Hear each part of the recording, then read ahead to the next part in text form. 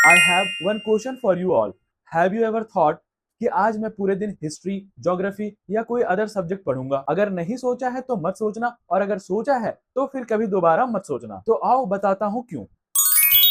So hello and welcome back to our YouTube channel. मैं हूं आपका अपना दीप, और इस वीडियो में हम लोग बात करने वाले हैं पार्किंसंस लॉ के बारे में। So what is Parkinson's law?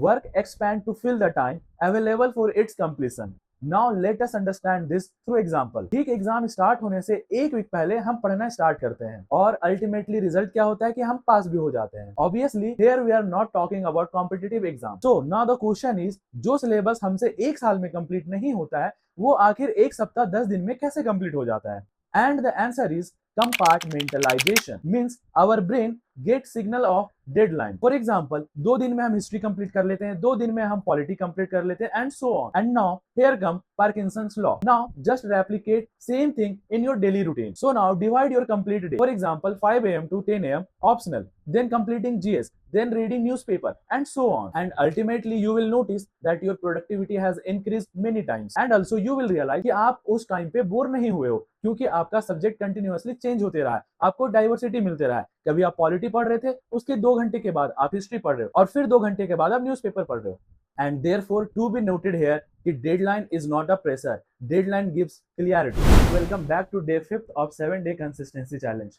तो आज का दिन भी मेरा कुछ खास नहीं है, उसी तरह स्टार्ट हुआ जैसे हर दिन की तरह स्टार्ट होता है। आज भी मैं सुबह 5 बजे उठा, अपना सेटअप रेडी किया, और उसके बाद फिर अपना मैं लाइव स्ट्रीमिंग स्टार्ट कर दिया। तो पहला स्लॉट मेरा रहता है 5 बजे से 10 बजे का, जिस टाइम मैं बेसिकली अपना ऑप्शनल कंप्लीट करता हूँ। सो गाइज, अभी बेसिकली मैं अपना WPT कंप्लीट कर रहा हूँ ऑप्शनल का, और इसमें मैं पढ़ रहा हूँ ये प्लेटो, एरिस्टोटल, मैकियावेली, हॉब्स। ये अब जो नोट्स आप देख रहे हो, इसमें बस 2 ही थिंकर हैं, प्लेटो और एरिस्टोटल। ठीक है, बाकी मुझे 2-3 थिंकर के लिए हॉब्स, लॉक और मैकियावेली के लिए अलग कॉपी पढ़ना पड़ेगा। तो बेसिकली मैं इसको कंप्लीट कर रहा हूँ क्योंकि मुझे टेस्ट देना है। पिछले साल जो गलती मैं किया था, वो गलती इस साल मैं रिपीट नहीं करना चाहता हूँ।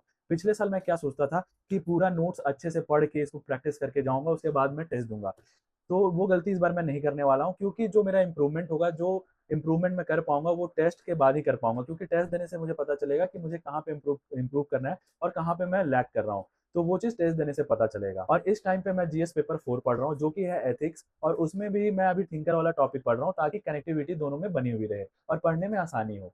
सो गाइज, आज मेरे साथ बहुत अजीब इंसिडेंट हुआ। मैं ये इंसिडेंट आप लोगों के साथ शेयर करना चाहता हूँ, और शेयर इसलिए करना चाहता हूँ ताकि आप ऐसे फ्रॉड से बच पाओ। जैसे कि आज मेरे साथ क्या हुआ था, मैंने ये नफ़ा का मंगवाया था सेल्फी स्टिक। मुझे रिकॉर्ड करने में थोड़ी दिक्कत हो रही थी, और ये ब्लिंकिट से मंगवाया था। तो ब्लिंकिट वाले भैया जब आए मेरे को डिलीवर करने, तो वो मेरे को कॉल किया, मैं नीचे गया। उसके बाद नीचे जाने के बाद वो मैंने देखा, वो मास्क पहने हुए थे और स्कूटी पे थे। तो मैं उनको कॉल पे बोला था, भैया आप पीछे देखो, मैं पीछे खड़ा हूँ। तो वो बोले आ जाओ मेरे पास। तो मैं उनके पास गया, और जैसे मैं ये पैकेट को ऐसे लिया, और उसमें सिर्फ ये डब्बा था, जैसे मैं लिया तो मुझे बहुत लाइट वेट फील हुआ। तो मैं वहीं पे इंस्टेंटली, वहीं पे जैसे ही खोलना स्टार्ट किया, तो वो बंदा क्या किया, वो अपना स्कूटी घुमाया और तुरंत वहां से निकल गया। जैसे मैं इसको ओपन करके देख ही रहा था, उतने में वो, मतलब एक मोड़ है हमारे रास्ते के पास, तो वो वहाँ मोड़ के पास पहुंच गया हुआ था, और मैं जैसे खोल के चिल्लाया, तब तक वो मोड़ पे पहुंचा हुआ था, तो मैं उसको पकड़ भी नहीं पाया।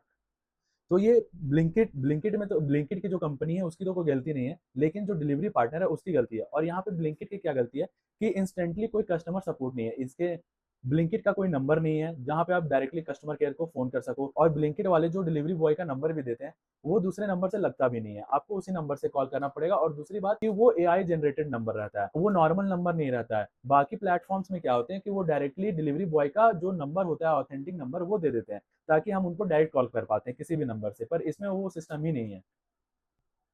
तो मैंने क तो मैंने कंप्लेन तो कर दिया है, पर मुझे नहीं लगता है कि इसका कोई सॉल्यूशन मिलने वाला है। मैंने ऑनलाइन ब्लिंकिट के जो मेल, ऑफिशियल मेल आईडी है, उस पे भी कंप्लेन किया है। उस पे भी सारा जितना भी मेरे पास प्रूफ था, वो भी अटैच करके मैं सेंड कर चुका हूँ। और दूसरी बात, मैं कंज्यूमर कंप्लेन हेल्पलाइन में भी कंप्लेन कर चुका हूँ, पर एज़ सच वैसा कुछ अभी मेरे को रिप्लाई आया नहीं है। बाकी लेट्स सी क्या होता है। Thank you so much for watching my blog. मिलते हैं कल फिर एक नए ब्लॉग में, जहाँ पे मैं आपको बताऊंगा एक साइंटिफिक टिप एंड टेक्निक, जहाँ पे आप अपने पढ़ाई की प्रोडक्टिविटी को इनहेंस कर सकते हो। तब तक आप अपना ख्याल रखें। हर हर महादेव।